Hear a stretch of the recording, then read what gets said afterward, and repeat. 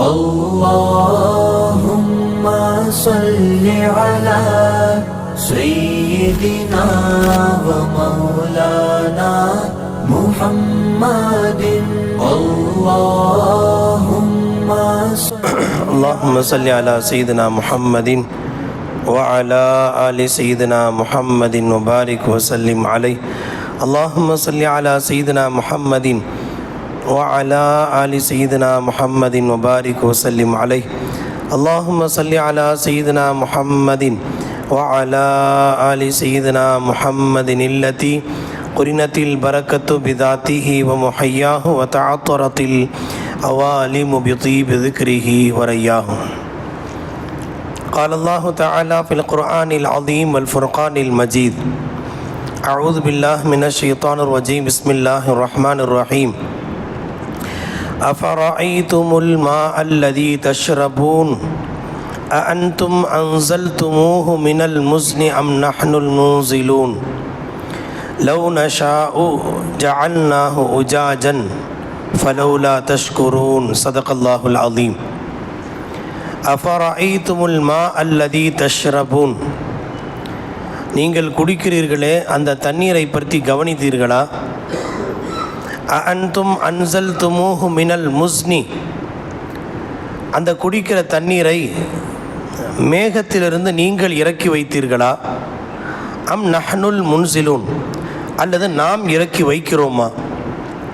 Love நஷா, நாம் நாடினால், ஜஅல்நாஹு உஜாஜன், அந்த தண்ணீரை குடிக்கிற தண்ணீரை உவர்ப்பு நீராக உப்பு தண்ணீராக நாம் ஆக்கியிருப்போம்.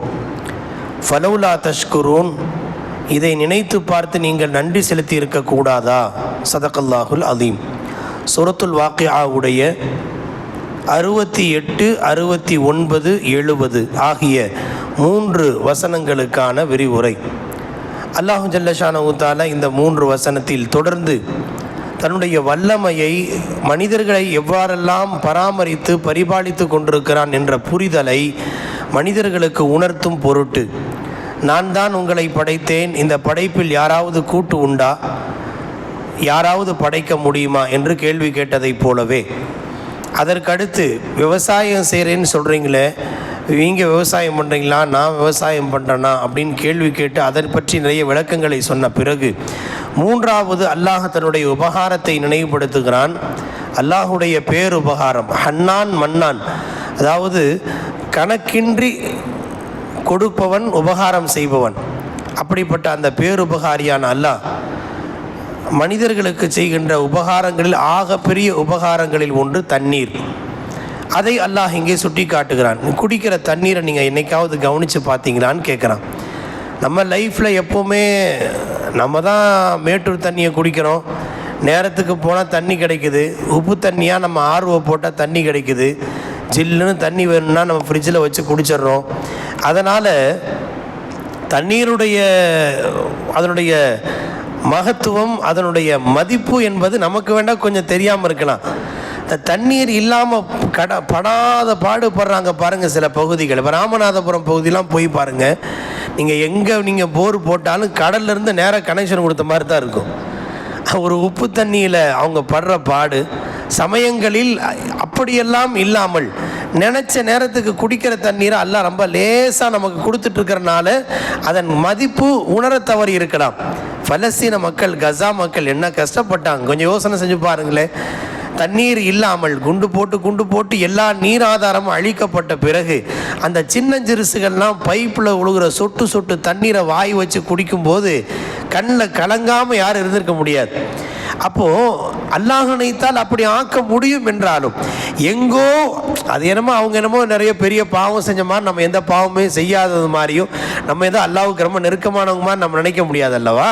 இப்போ அல்லாஹ் எங்கோ ஒன்றை நிகழ்த்துவது என்பது மற்ற எல்லாருக்குமான பாடம் தான் அது. அப்போ அதனால் குடிக்கிற தண்ணீர் என்பது ஆகப்பெரிய நியாமத்.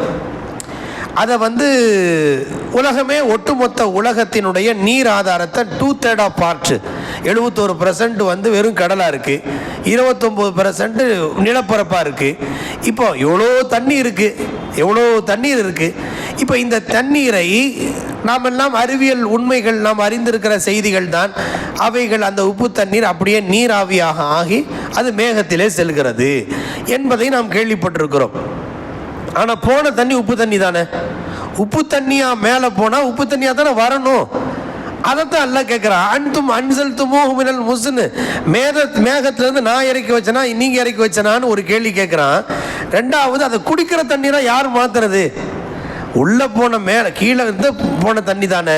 வாட்டர் சைக்கிளிங்னு சொல்கிற நீர் சுழற்சி, கீழேருந்து போனது திரும்ப ரிட்டர்ன் வர்றதா இருந்தால் அது ஏன் உப்பாக வராமல் நல்லா குடிக்கிற தண்ணீராக ஏன் மாறுச்சு? என்ன மாற்றத்தை அல்லாஹ் ஏன் ஏற்படுத்துகிறார்? இப்போ இது ஒரு சாதாரண நம்ம பார்வையில் மேகங்கிறது ஏதோ ஒரு புகை மாதிரி நம்ம கண்ணுக்கு தெரியுது. அதில் குர்ஆனில் மின் ஜிபால், அது மலை போன்ற மேகங்கள்னு சூரத்து நூறில் அல்லாஹ் சொல்கிறான். ஒவ்வொன்றும் பல ஆயிரக்கணக்கான டன் கொண்டவை மேகங்கள். நம்ம ஃப்ளைட்டில் போகிறது போது அது சர்வ சாதாரணமாக வெறும் புகையாக கண்ணுக்கு தெரியுது. அல்ல, அது ஒவ்வொன்றும் பல ஆயிரக்கணக்கான நீரை அப்படியே சேமித்து வச்சிருக்கு. எந்த இடத்துல எவ்வளவு தண்ணீரை கொடுக்க அல்லாஹ் நாடுறானோ அந்த அளவுக்கு சொட்டு கூட. இப்போ இந்த 5வது தர்மனார் வரைக்கும் இத்தனை சொட்டு தண்ணீர் பொழியணும்னு அல்லாஹ் நிர்ணயம் பண்ணி அந்த அளவு தான். நம்ம பல நேரங்களில் பார்த்துருப்போம், ஜங்ஷனில் ஜோன்னு மழை பெஞ்சிட்டு இருக்கோம், 5 தாண்டின ஒன்று ஒன்றுமே இருக்காது. ஏன்னா மழையே இல்லை, இப்படியெல்லாம் நாங்கள் தொத்தையை நினைச்சிருக்கோமேன்னு நினைப்போம். பார்த்தா சமயங்களில் டவுனில் பார்த்தா வேகமாக நல்லா மழை பெஞ்சிருக்கும்.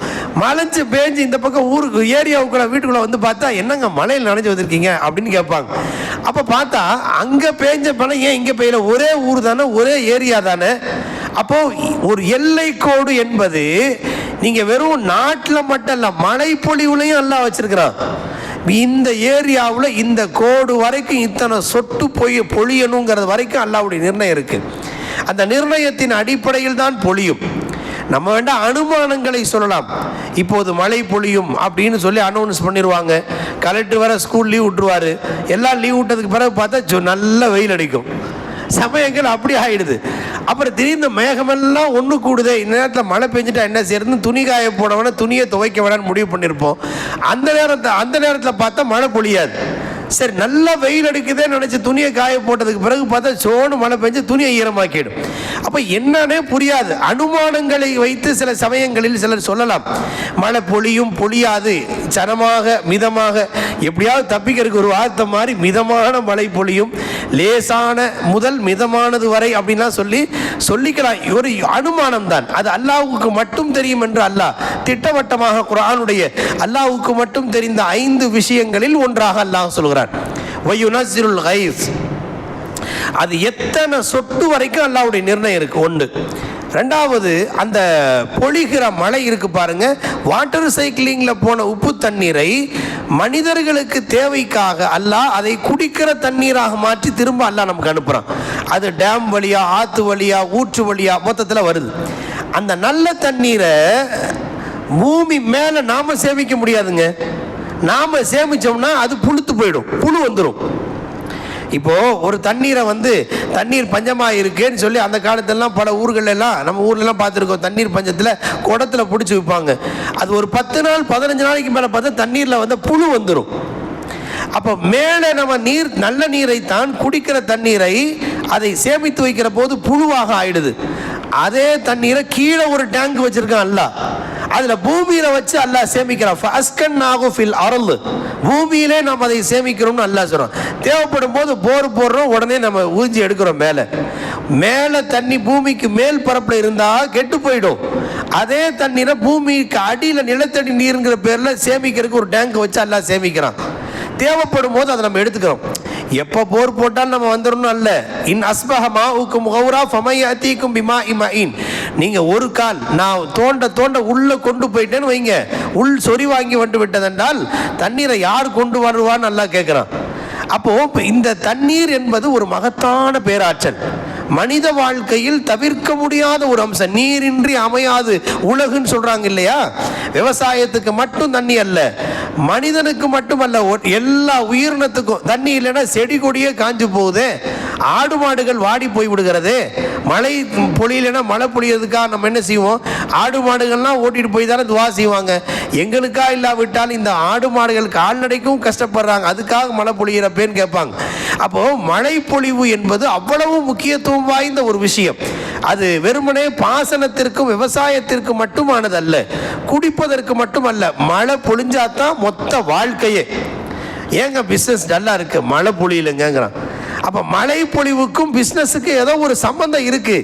மழை பொழிந்தால் விவசாயம், விவசாயத்துக்கு பிறகு வாழ்வாதாரம், வாழ்வாதாரத்துக்கு பிறகு பிஸ்னஸ், எல்லாமே ஒரு சைக்கிளிங் போல, ஒரு சுழற்சி முறையை போல. மழையில் அல்லாஹ்வுடைய உயிர் நாடின்னு சொல்லலாம். ஒருத்தனை உயிர் நாடியை பிடிச்சிட்டா எல்லாமே கண்ட்ரோல் ஆகிடும் பாருங்க.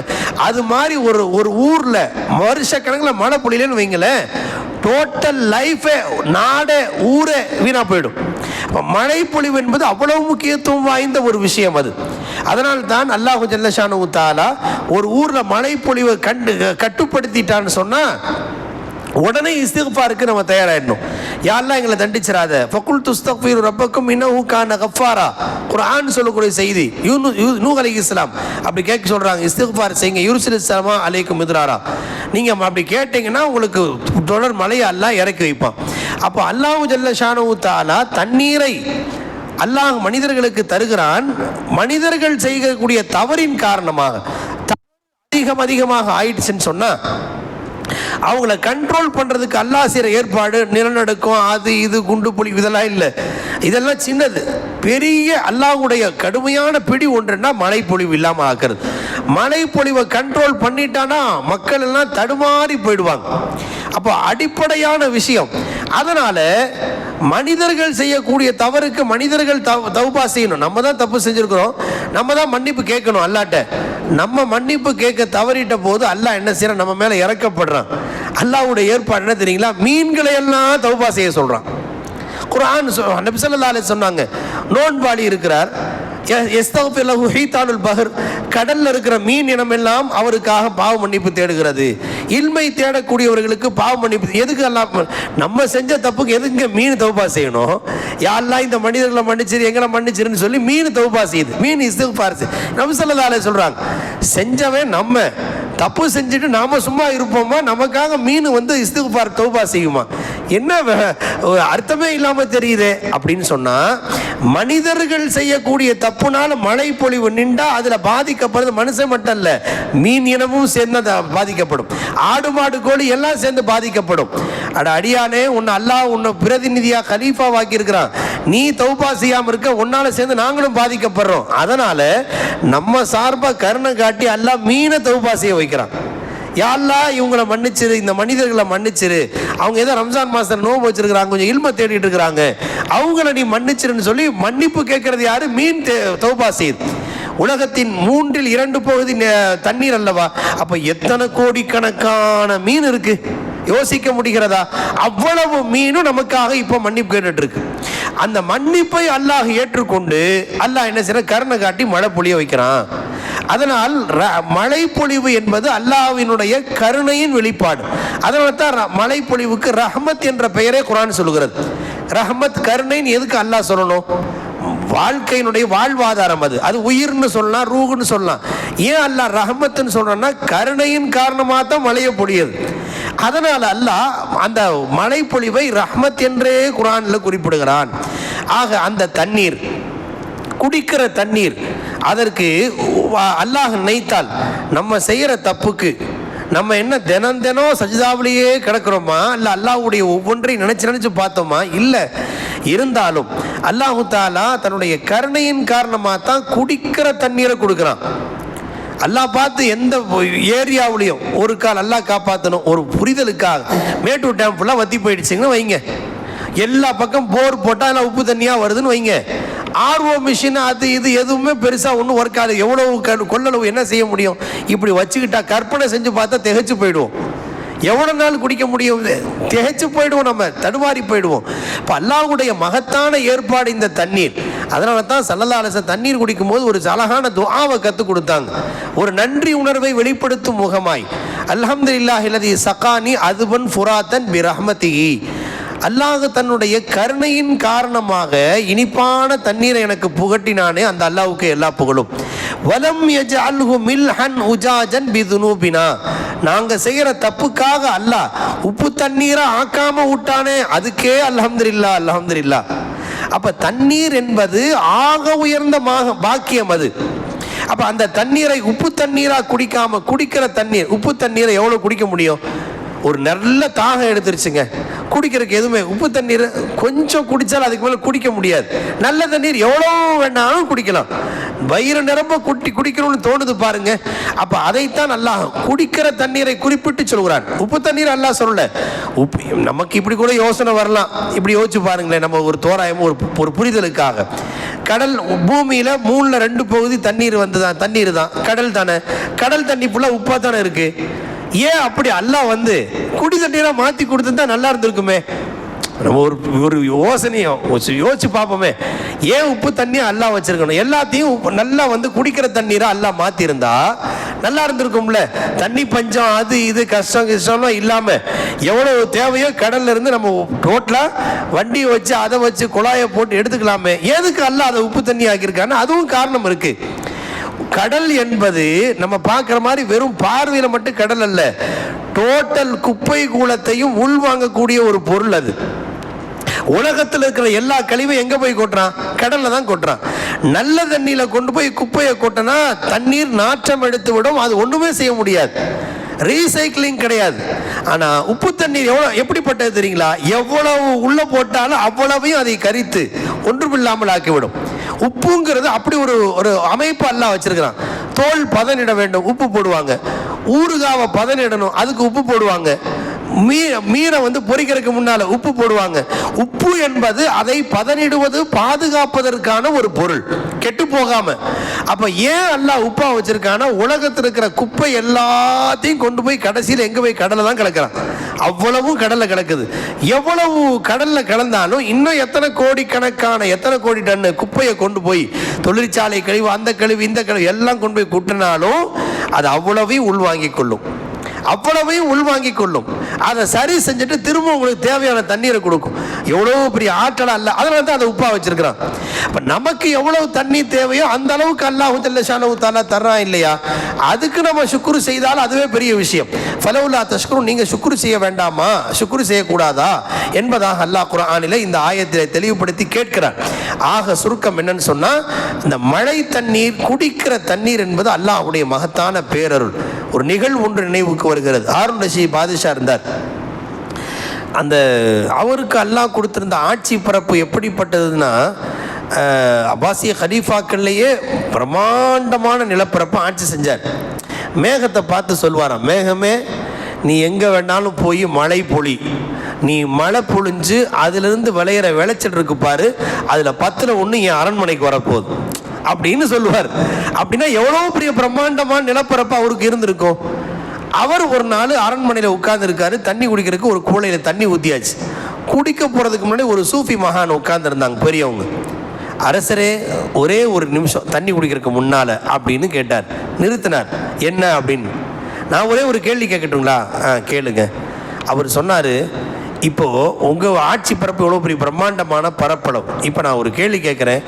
உலகத்தில் எங்கேயுமே தண்ணி இல்லை, குடிக்கிற தண்ணீர் எங்கேயுமே இல்லை, எல்லா பக்கம் வறட்சி, பஞ்சம், மழை இல்லை, எந்த ஆறு ஓடலை, எந்த குளத்திலையும் தண்ணீர் எல்லாம் வறண்டுருச்சு, சொட்டு தண்ணீர் கூட இல்லாமல் தவிக்கிறாங்க.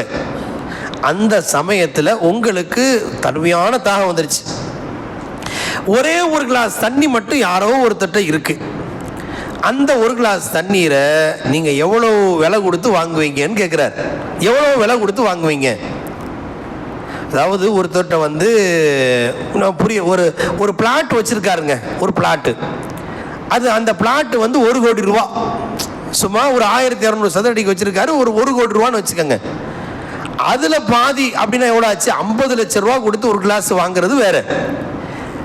ஹாரூன் ரஷீத் பாதுஷாவுடைய ஆட்சி பரப்பு என்பது கிட்டத்தட்ட பல லட்சம் சதுர மைல் கிலோமீட்டர். நீங்கள் ஒரு பிளாட்டு நான் சொல்லல, பல லட்சம் கிலோமீட்டர் பிளாட்டு, அவ்வளோ நிலப்பரப்பு. அவர் சொன்னார், ஹாரூன் ரஷீத் பாதுஷா என்னுடைய மொத்த ஆட்சி பரப்பை மொத்த பாதியாக பிரித்து ஒரு கிளாஸ் தண்ணிக்கு கொடுத்துருவேண்டார். அல்லாஹு அக்பர். உடனே சரி குடிங்க அப்படின்ட்டார். குடிச்சிட்டார். குடிச்சு முடிச்சுட்டு கிளாஸை வச்சார். வச்ச உடனே அரசரை இன்னொரு கேள்வி கேட்கலாமா அப்படின்றார். என்னன்னு கேட்டார். அப்போ அவர் திரும்ப சொன்னார், உள்ள தண்ணி போயிடுச்சா? போயிடுச்சு. போன தண்ணி வெளியில் வரலைன்னா?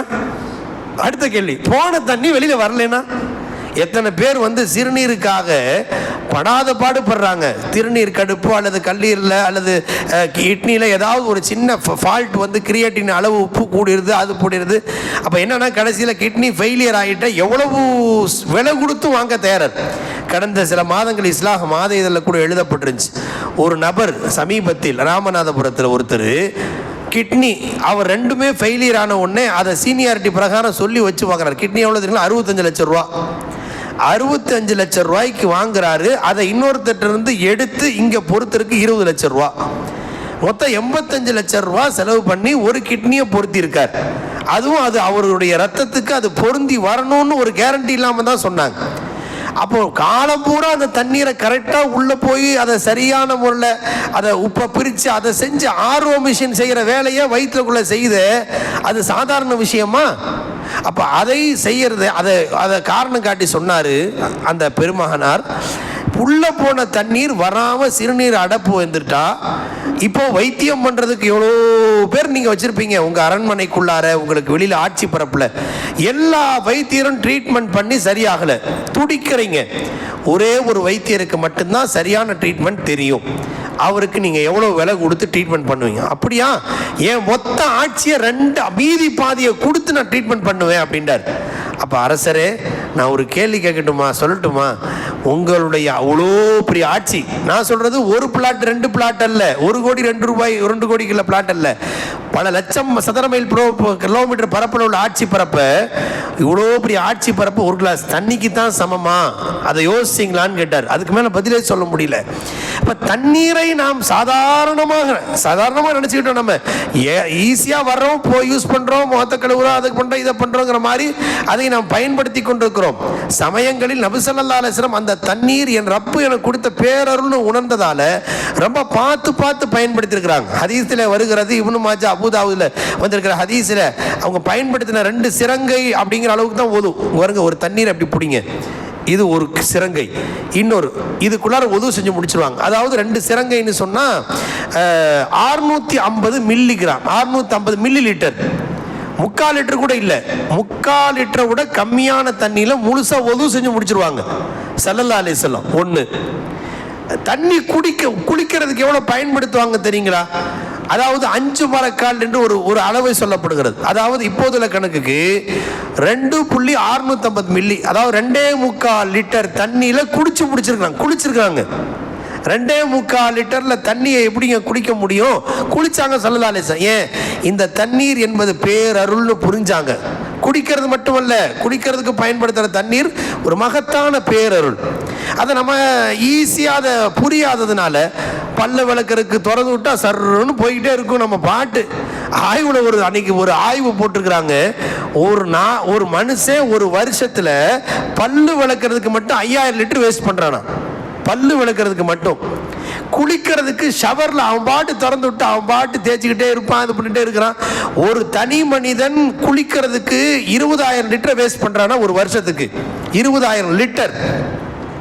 நம்ம என்னமோ அதை ஈஸியாக நினச்சிக்கிட்டோம். ஸல்லல்லாஹு அலைஹி வஸல்லம் ஓடுற தண்ணி முன்னாடி உதவு செஞ்சால் கூட ஏன் அளந்து உதவு செய்யன்னு ஏன் சொன்னாங்க? அது அப்போ கவனிக்க வேண்டிய ஒரு விஷயம். அது ஓடுற தண்ணி போய் கடலில் தானே கிடக்குது. நம்ம நிறையா குளித்தா என்ன தப்பு? நிறையா பயன்படுத்தினா என்ன தப்பு? தப்புனா தப்பு தான். அது சரஃப், அது வீண் வரையும் நாங்கள் அல்லாஹ்வோட அதிருப்திக்கு ஆளாயிடுவேன் நாங்கள் ஸல்லல்லாஹு அலைஹி வஸல்லம். அவ்வளவு முக்கியத்துவம் வாய்ந்த ஒரு விஷயம் தண்ணீர்.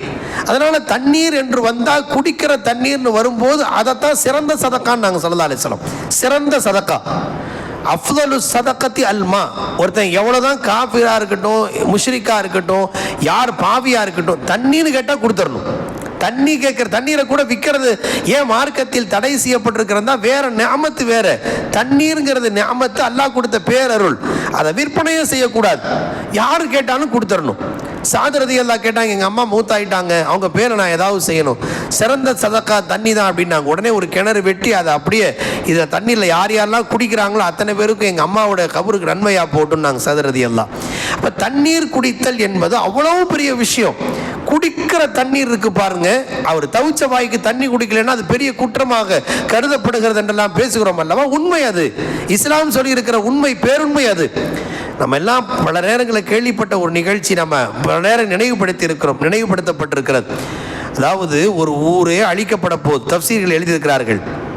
ஒரு பயணமற்ற தப்சீர்கள் எழுதியிருக்கிறாங்க. ஊரே அழிக்கப்பட போதுங்க, ஊரே அழிக்கப்பட போகுது. அப்போ ஒரே ஒரு இறைநேச பெருமகனார் பனு இஸ்ராயில் இருக்கார்.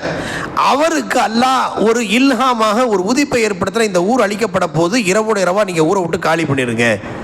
என்னன்னே புரியல. அப்படி ஒரு எண்ணம் திரும்ப எண்ணம் வந்த உடனே அவர் ஊரை விட்டு காலி பண்றார். எங்க போனா அல்லாஹ்வுடைய அழிவுலேருந்து காப்பாற்றப்படலாம் அப்படின்னு நினைக்கிறார். அப்ப அவர் கல்வில திரும்ப என்ன வருது, ஊருடைய ஒதுக்குப்புறத்துல ஒரு ஜினா செய்யற ஒரு பெண் இருக்கிறார். அந்த வீட்டுக்குள்ள போனா மட்டும்தான் பாதுகாப்புன்னு. என்ன இப்படி ஒரு எண்ணம் வருதே, அவருக்கு என்னன்னு புரியல. உதிப்பு அல்ஹமஹா ஃபுஜூரஹா, எண்ணத்தை உதிப்பு ஏற்பட்ட உடனே அந்த பெண்மணியுடைய வீட்டுக்குள்ள போறாரு. அந்த பெண்மணி பார்த்தோன்னே அந்த பதட்டப்படுறாங்க. அச்சோ, நீங்கள் எவ்வளோ பெரியவங்க, நீங்கள்லாம் இந்த வீட்டுக்குள்ளார வரக்கூடாதுன்னு சொல்கிறான். அம்மா, எனக்கு தெரியாது, என் கல்வியில் இந்த மாதிரி அல்லாஹ்வுடைய புறத்திலிருந்து இந்த எண்ணம் வருது, கனவிலும் இப்படிப்பட்ட தூண்டுதல் ஏற்படுகிறது. இன்னைக்கு ஒரு இரவு நான் ஒரு ஓரமாக உட்காந்து இபாதத் செஞ்சுக்கிறேன் உன் வீட்டில், நாளை காலையில் நான் போயிடுறேன். மறுநாள் காலை வரை அங்கே இருந்து விட்டு வெளியில் போனால் ஊரே அழிஞ்சிருக்கு. அத்தனை பேரும் மூத்தா போயிருக்கிறாங்க. ஊர்ல ஒருத்தர் இல்லை, அத்தனை பேரும் அழிஞ்சு போயிட்டாங்க. ஊருக்குள்ளார போய் பார்த்தா ஆங்காங்கே செத்து கிடக்கிற ஜனாசாக்கள் யாரும் கேட்பாரட்ட கிடக்கிறது. என்ன நடந்துச்சு, ஏது நடந்துச்சுனே புரியல. ஊரே அழிக்கப்பட்டிருக்கு, இந்த ஜினா செய்யற பெண்மணி மட்டும் காப்பாற்றப்படுகிறார். என்ன ஆச்சரியமா இருக்கு.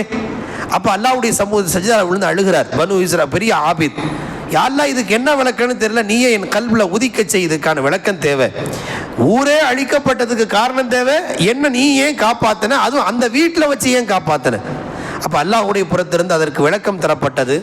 அந்த குர்ஆனுடைய விரிவுரையில் எழுதியிருக்கிறார்கள். சஹீஹான ஹதீஸ்கள்லையும் இதை பற்றிய சுருக்கமான விளக்கம் சொல்லப்பட்டிருக்கு. அந்த ஊருக்குள்ள ஒரு சொறி நாய் ஒன்று வந்தது. அது தாகத்தின் தவிப்பில் ஒவ்வொரு வீட்டு முன்னாடி நாக்க தொங்க போட்டு தண்ணீர் கொடுங்கன்னு கேட்டுச்சு. யாருமே தண்ணி கொடுக்காம இருந்தா பிரச்சனை இல்லை. தெரு தெருவா கல்லெடுத்தே அடிச்சிருக்கிறான். அடிச்சு காயம் பட்டு அப்படியே அந்த காயத்துல நொண்டி கடைசியா அந்த ஊருடைய ஒதுக்குப்புறத்தில் இருக்கிற இந்த ஜினா செய்யற பெண்மணி வீட்டு வாசல்ல வந்து விழுது கிடக்குது. யதார்த்தமா அந்த பெண்மணி வெளியில வர்றாங்க. நாயை பார்த்தா நாக்கு தொங்குது, தாகத்தில் தவிக்குது, எந்திரிச்சு நடக்க முடியல. இதெல்லாம் பார்த்து அந்த பண்ணுக்கு ஒரு இறக்கம் வந்துடுச்சு. உடனே போய் தண்ணீரை கொண்டு வருகிறார். கிணற்றில் புழிஞ்சதாக எல்லாம் கேள்விப்பட்டிருப்போம். தண்ணீரை கொண்டு வந்து நாய்க்கு வைக்கிறார். அந்த மருந்து லேசாக போட்டு விட்டா, ரொட்டி துண்டை கொண்டு வந்து வச்சா. இவ்வளோதான் நடந்துச்சு. நாயால் எந்திரிச்சு கூட நடக்க முடியல. வாழை மட்டும் அசைச்சிட்டு வானை நோக்கி ஒரு பார்வை, இந்த பெண்ணை ஒரு பார்வை பார்த்துச்சு. அல்லாஹ்வுக்கு கருணை வந்துருச்சு. ஊரே ஒரு ரஹ்மத் செய்ய வேண்டிய இடத்துல ஊரே புறக்கணிச்சிருச்சு. இந்த ஒரு பெண் பாவம் ஜினா செய்யறது சாதாரண பாவம் அல்ல, பெரிய பாவம் அது. அதையே தொழிலா செஞ்சாருன்னா எவ்வளவு பெரிய பாவம் அது.